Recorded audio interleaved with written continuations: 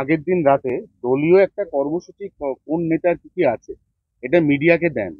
তো সেখানে বিগত দুদিন ধরে আপনার কোনো কর্মসূচি দেখা যাচ্ছে না, মানে তাহলে কি কর্মসূচি নেই না উনি দিচ্ছেন না? না, অফিসিয়াল কোনো কর্মসূচি নাই আমার। আমি মিডিয়া করছি, যেগুলো পলিটিক্যাল প্রোগ্রাম নয় এরকম প্রোগ্রামে যাচ্ছি। কালকেও সারাদিন বাইরে বাইরেই ছিলাম। তো দেখা সাক্ষাৎ যেন আপাতত আমার কোনো এরকম পলিটিক্যাল কর্মসূচি নাই। থাকে না মাঝে মধ্যে, রেস্টও দরকার আছে কিনা। না, অনেকে বলছেন নাকি ওটা নেই, ওটা ইন্টেনশনালি নাকি নেই। না, নেই তো। আমি তো 5 দিন ঘুরে আসি, রেস্ট নিই 1-2 দিন বাড়িতে। আপনাদের সঙ্গে কথা বলতে হবে কিনা, সকাল থেকে মিডিয়া ও তাদেরও সময় দেওয়া দরকার আছে। বহু লোক দেখা করার জন্য আসেন আমার বাড়িতে, তাদের সময় দিতে হয়। সেটা তার কর্মসূচির মধ্যে থাকে না। তার মানে ওইটা নিয়ে আপনি খুব একটা ভাবিত নন। না না, আমি কোনোদিনই ভাবিতেছিলাম আমি 3 বছর ধরে কোন পলিটিক্যাল কর্মসূচিতে থাকি। আমি আমি আমার কর্মসূচি তৈরি করি, সামাজিক প্রোগ্রামে যাই, ধার্মিক প্রোগ্রামে যাই। তো সব কর্মসূচি থাকবে, এরকম পাবলিক প্রোগ্রামেরই খালি কর্মসূচি থাকে, বাকি কিছু থাকে না।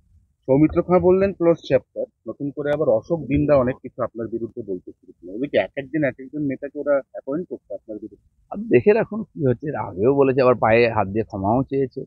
সেই জন্য যারা হঠাৎ বিজেপি তারা অনেক কিছুই বলবে, আর সবার উত্তর দেওয়ারও কোনো দরকার নেই।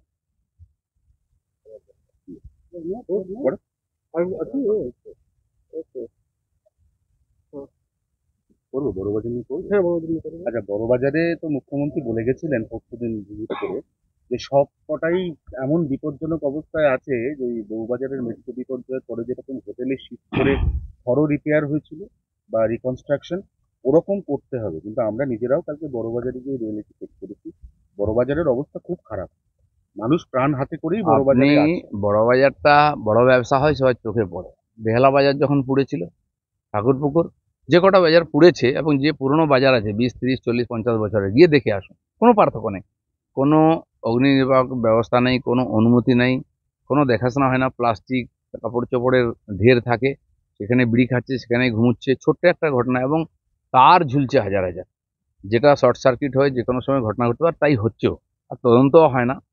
মমতা ব্যানার্জি সব জায়গায় গিয়ে একটা কথা বলে দিয়ে আসেন, যা মুখে আসে এই করে দেবো তাই করবো, কোনোদিন পেছনে তাকান না, কোনোদিন করেনও না। তাহলে এরকম দুর্ঘটনা হতো না।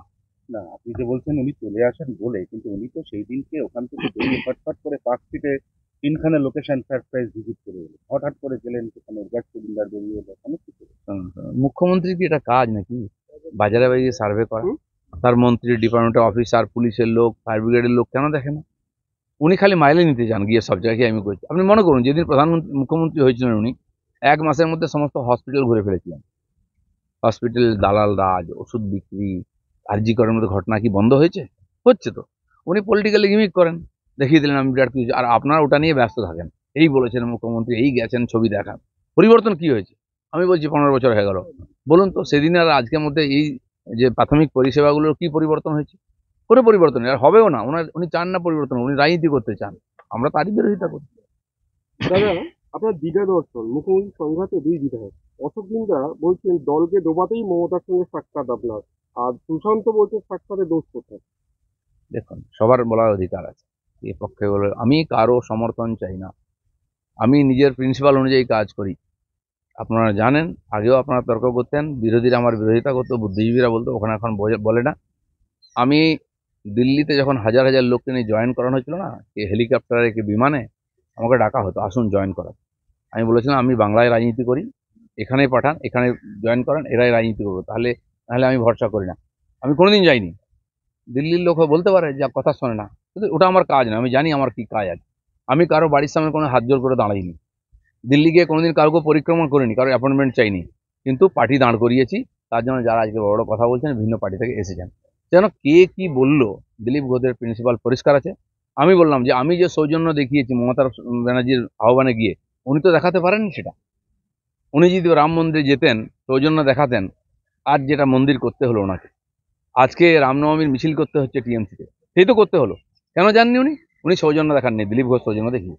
তাহলে একটা শেষ প্রশ্ন, সেটা হচ্ছে যে এই যে আপনার দীঘা দর্শন, জগন্নাথ দর্শন, তারপর থেকে এখনো পর্যন্ত আপনার সঙ্গে কেন্দ্রীয় কোনো বিজেপি নেতা তাদের কোনো কথাবার্তা না না হয়েছে? না, দাদা, এক মিনিট। ইসরায়েলের সন্ত্রাস, কাশ্মীর ও হামাস যোগ, পয়েলগাঁও